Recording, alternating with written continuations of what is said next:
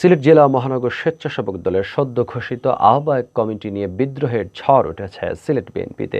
ত্যাগী নেতাকর্মীদের অসম্মান ও অবমূল্যায়ন, সুবিধাবাদীদের পলায়ন এবং সর্বোপরি মূল আদর্শ থেকে দলের নেতারা সরে আসার অভিযোগ তুলে দল ছেড়েছেন সিলেটের আলোচিত বিএনপি নেতা ও সংগঠনের কেন্দ্রীয় সহ স্বেচ্ছাসেবক বিষয়ক সম্পাদক অ্যাডভোকেট শামসুজ্জামান। বুধবার রাতে সংবাদ সম্মেলন করে তিনি বিএনপির রাজনীতি থেকে সম্পর্কের ইতি টেনেছেন।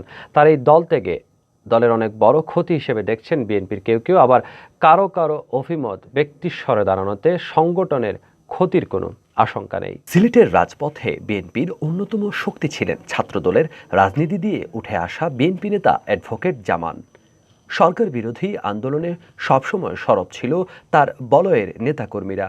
বিভিন্ন আন্দোলন সংগ্রামে সামনে থেকে জেলা বিএনপির সাবেক এই সাংগঠনিক সম্পাদক দলের নেতাকর্মীদের নেতৃত্ব দিয়েছেন। 2011 সালে অ্যাডভোকেট জামান সিলেট জেলা স্বেচ্ছাসেবক দলের আহ্বায়ক ও পরবর্তীতে সংগঠনটির কেন্দ্রীয় সহসভাপতি নির্বাচিত হন। বিএনপির বর্তমান কমিটিতে তিনি কেন্দ্রীয় সহ স্বেচ্ছাসেবক বিষয়ক সম্পাদকের দায়িত্ব পান। মূলত অ্যাডভোকেট জামান জেলার আহ্বায়কের দায়িত্ব পাওয়ার পরপরই সিলেটে স্বেচ্ছাসেবক দলের রাজনীতি চাঙ্গা হয়।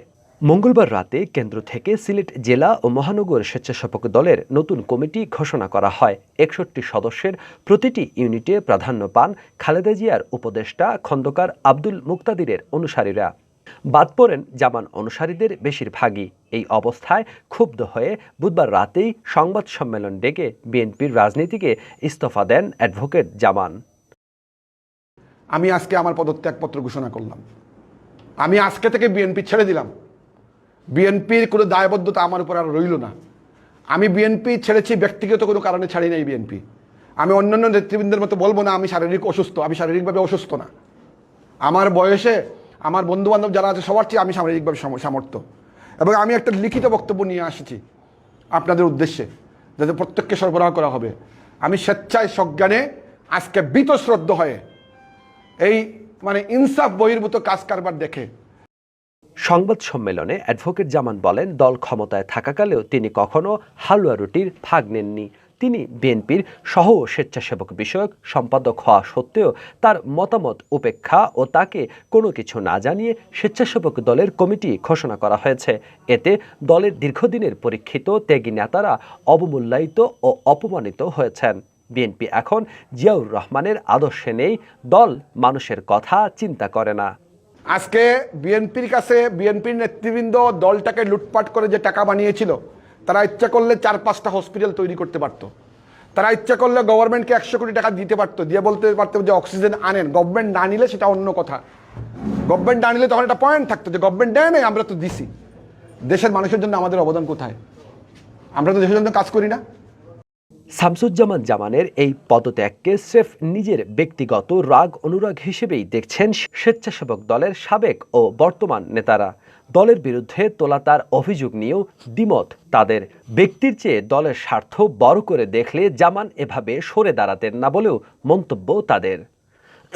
উনি তো স্বেচ্ছাসেবক দলের সিলেটের খবর কেন, সারা দেশেরই নেতাকর্মীদের হওয়ার কথা। স্বেচ্ছাসেবক যেহেতু একটা দল, কেন্দ্রীয় কমিটি যে কমিটি দিয়েছে, একজন আদর্শিক কর্মী হিসাবে দলের সিদ্ধান্ত মেনে কাজ করাই হচ্ছে একজন আদর্শিক কর্মীর কাজ, শৃঙ্খলার কাজ। দলের নেতৃত্বের প্রতি আনুগত্যশীল থাকাই হচ্ছে আসল কাজ। বিএনপি করতে হলে বুকের পাটা লাগে। বর্তমান সরকারের সময় বিএনপি করতে হলে বুকের পাটা লাগে। যাদের বিএনপি করার সৎসাহস আছে, বুকের পাটা আছে, তারাই বিএনপি করে যাচ্ছে এবং যাবে ইনশাআল্লাহ। তবে দলের একাংশের নেতারা মনে করেন সিলেটের রাজপথে বিএনপির বড় শক্তি ছিলেন অ্যাডভোকেট জামান। ত্যাগী নেতাকর্মীদের অবমূল্যায়ন ও অপমান করে তাকে পদত্যাগের দিকে ঠেলে দেওয়া হয়েছে। এতে রাজপথে নেতিবাচক প্রভাব পড়বে বলে মনে করছেন তারা। এখনো আজকেও যদি রাজপথে আওয়ামী লীগের সাথে কোনো মোকাবিলা করতে হয়, তাহলে এই ছাত্রদল বলেন, যুবদল বলেন, আর এই কি বর্তমান যে স্বেচ্ছাসেবক দল বলেন, 1 মিনিটও টিকতে পারবে না শামসুজ্জামান ছাড়া। 1 মিনিটও না, দাঁড়াতেই পারবে শামসুজ্জামান। এই ধরনের কর্মী সে সৃষ্টি করছে। বিএনপি থেকে সরে দাঁড়ালেও দেশ ও মানুষের জন্য কাজ করে যাওয়ার প্রত্যয় ব্যক্ত করেছেন অ্যাডভোকেট জামান। তবে কি তিনি তার অনুসারীদের নিয়ে নতুন প্ল্যাটফর্ম তৈরি করছেন, এমন প্রশ্ন এখন ঘুরপাক খাচ্ছে রাজনৈতিক সচেতন মহলে।